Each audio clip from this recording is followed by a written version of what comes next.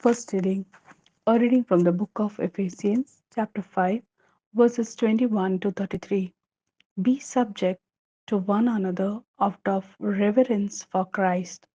Wives should be subject to their husbands as to the Lord, since as Christ is the head of the church and saves the whole body, so is the husband the head of his wife. And as the church is subject to Christ, so should wives be to their husband in everything.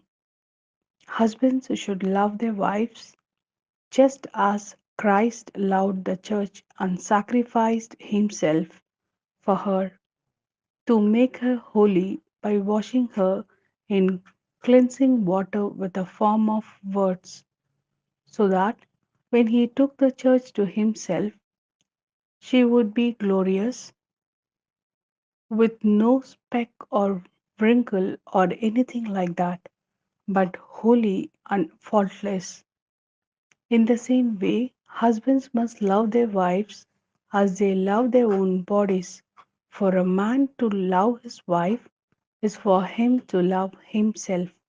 A man never hates his own body, but he feeds it and looks after it.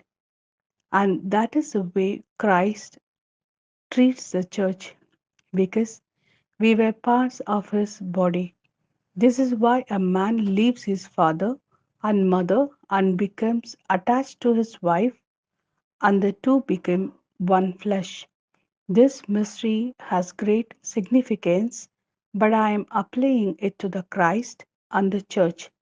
To sum up, you also, each one of you, must love his wife as he loves himself, and let every wife respect her husband. This is the word of Lord. Thanks be to God. A reading from the Gospel according to Luke, chapter 13, verses 18 to 21. He went on to say, what is the kingdom of God like? What shall I compare it with? It is like a mustard seed which a man took and threw into his garden. It grew and became a tree, and the birds of the air sheltered in its branches. Again he said, what shall I compare the kingdom of God with?